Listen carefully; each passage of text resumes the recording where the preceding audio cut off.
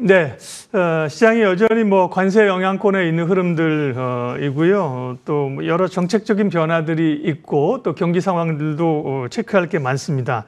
과연 그 트럼프의 지금 관세 정책은 어디쯤 가고 있고 또 미국 채권 시장이 한동안 흔들리지 않았습니까? 금융시장 점검하면서 전략 세우겠습니다. 김명실 IM증권 연구위원 오셨습니다. 어서 오십시오. 네, 안녕하세요. 그러니까 트럼프가 뭐 강대강으로 뭐 갈 때까지 가보자고 했는데 채권 시장이 흔들리면서 한 발 좀 후퇴했다. 뭐 이런 평가들이 많은데요. 그다음에 또 오늘 밤에 나온 거는 미국 금리는 조금 안정됐는데 뭐 SLR 완화 카드를 논의 중이다. 뭐 이런 얘기 나오니 어렵네요. 이건 뭔가요? 어떻게 가고 있는 거예요? 미국 국제 시장이. 네, 이제 뭐 그 레버리지 보완 비율이라고 그래서 네. 은행들이 기존에 가지고 있던 운용자산 대비해서 자기 자본을 얼마만큼 보유하고 있는지에 대한 비율이라고 보시면 되실 것 같습니다. 네. 근데 SLR 규제 완화 소식이 왜 채권 금리를 하락시켰냐에 대해서 조금 말씀을 드리면 네. 최근에 미국 장기채 금리의 상승은 펀더멘털 요인보다는 수급적 요인이 크게 작용을 했다라고 보시면 되실 것 같습니다. 그렇죠. 예.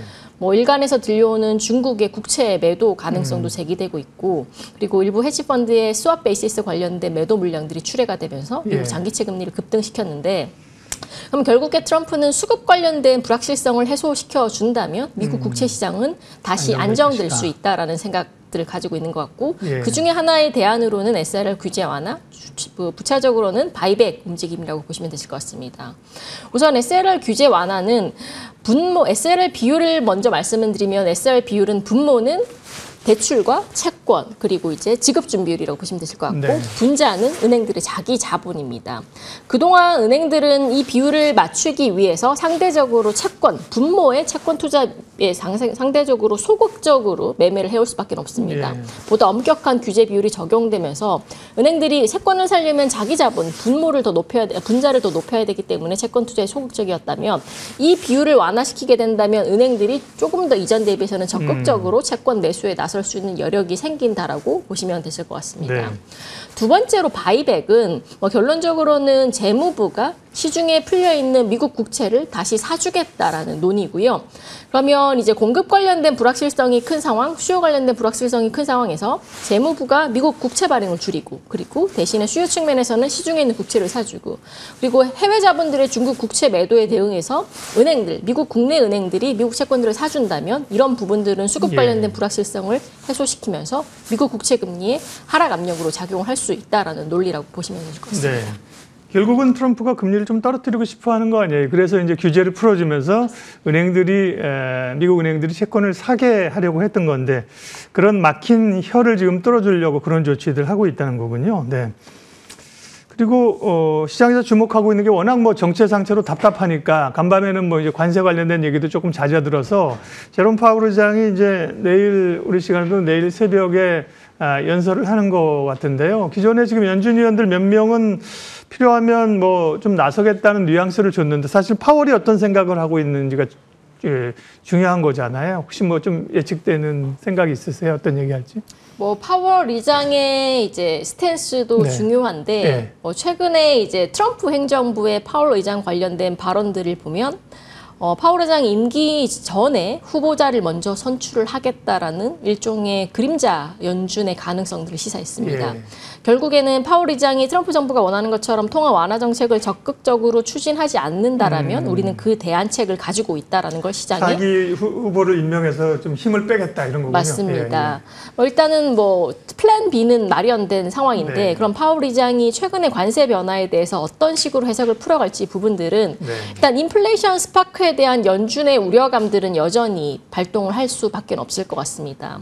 최근에 특히나 미국의 1년짜리 기대 인플레이션 수치가 굉장히 가파른 속도로 올라가고 있고 두 번째로 이제 관세 정책에 관련돼서 90일간의 유예 기간은 줬지만 중국 관련된 관세 정책은 기존 대비 더 강화되고 있는 상황입니다.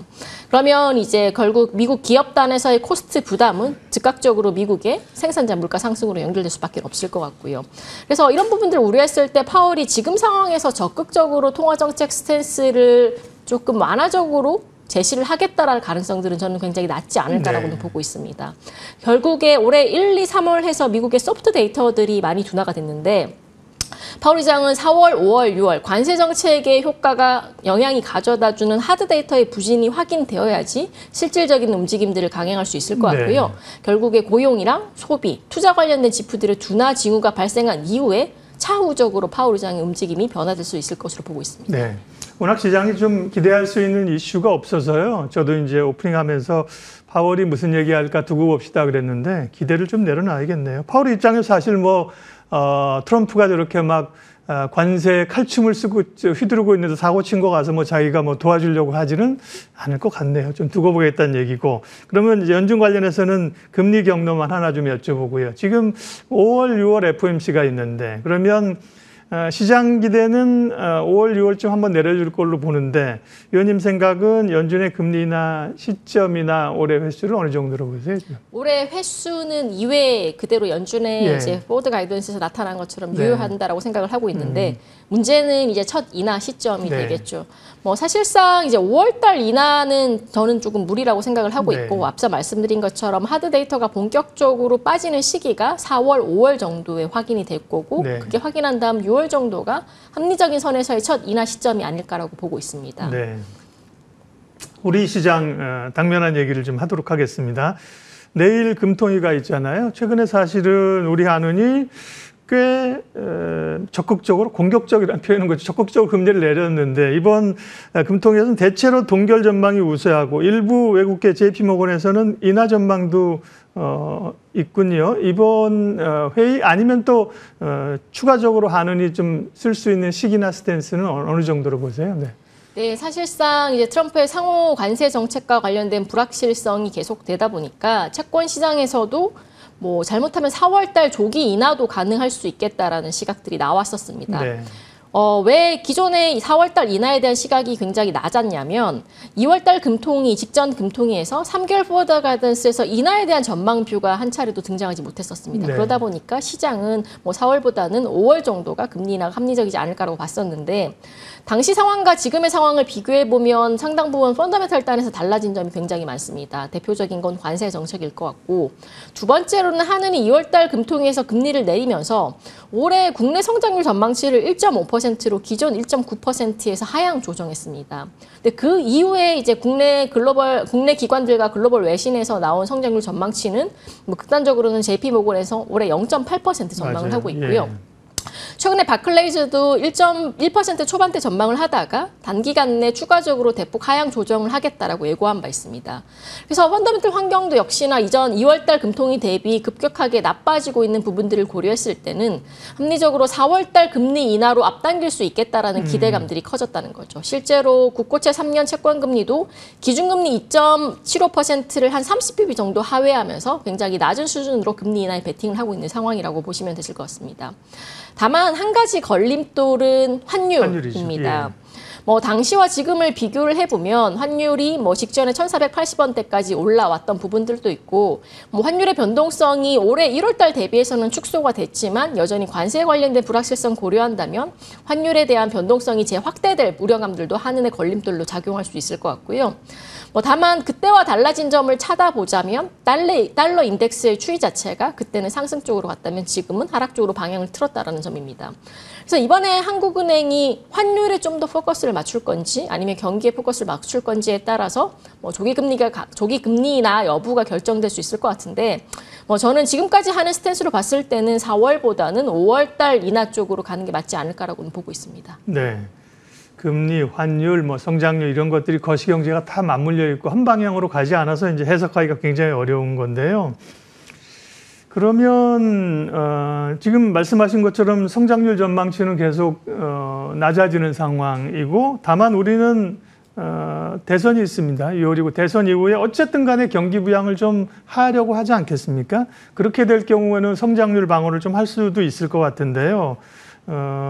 대체로 좀 경기나 뭐 이런 뭐 원화나 이런 것들이 한 2분기가 좀 전환점이 돼서 연간으로 보면 돌아서는 시점이 소위 상저하고로 갈 수 있을까요? 아니면 조금 부정적이세요? 어떠세요?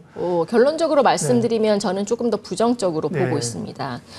최근 이번 주에 12조 원 추경 얘기가 현재 네. 나온 상황이고 플러스 2조 원. 네, 네, 맞습니다. 다만 이제 추경의 규모만 놓고 보면 네. 그리고 추경의 쓰임새만 놓고 보면 여전히 SOC나 R&D 뭐 흔히 말해서 GDP에 승수 효과를 줄 수 있는 항목에 대한 배정이 여전히 작은 규모라고 생각을 하시면 되실 것 네. 같고, 두 번째로 이제 그러면 이제 정부에서는 1차 추경에서 끝나는 게 아니라 2, 3차의 추경 가능성까지도 내비칠 가능성이 크다라고 보고 네. 있습니다.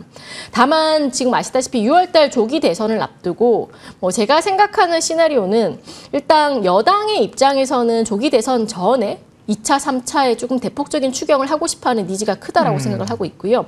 반면에 야당의 입장에서는 그 전보다는 그 이후에 파격적인 추경을 하고 싶어할 수 있는 니즈가 크다라고 생각을 하고 있습니다. 카드를 늦췄다가 나중에 사용하고 싶겠죠. 그죠? 맞습니다. 예, 예. 그럼 그 둘 간의 대립이 커지면 커질수록 추경의 시점 관련된 불확실성은 당연히 네. 높아질 수밖에 없습니다. 결국에는 흔히들 말하는 골드타임을 놓칠 가능성들이 있다라고 보고 있고, 통상적으로 경기가 안 좋아지면 통화정책과 재정정책의 공조가 동시에 진행되어야 됩니다. 예. 지금 유로존이 그러고 있고요. 중국도 마찬가지일 것 같고요. 근데 국내는 작년 10월달 이후에 10월달, 11월달 그리고 올해 2월달까지 세 차례 연속 금리 인하를 진행했음에도 불구하고 펀더멘털이 재정적인 뒷받침이 못 되면서 올라오지 못하고 있는 상황입니다. 따라서 이런 불확실성이 추경 관련된 재정과 관련된 노이즈가 지속되면 지속될수록 올해 하반기에 경기가 올라오는 시기 자체도 저는 늦어질 수밖에 없다라고 생각을 하고 있습니다. 네. 오늘 이제 크게는 두 가지 저희 궁금증이 있었는데요. 미국 채권 시장의 혼돈이 좀 정리가 돼가고 있는 거냐. 그 부분은 정책을 쓸 수 있는 게 미국 정부니까요. 진화를 여러 카드로 해가고 있다는 말씀하셨고, 우리 금통이나 우리 경기 상황은 녹록지 않은 흐름들로 말씀하신 거 체크를 했습니다. 예, 오늘 머닝 전략 매크로 상황들 점검했습니다. AM증권 김명실 연구위원 함께했고요. 인사드리면서 저희 프로그램 마치겠습니다. 고맙습니다. 수고하셨습니다. 감사합니다.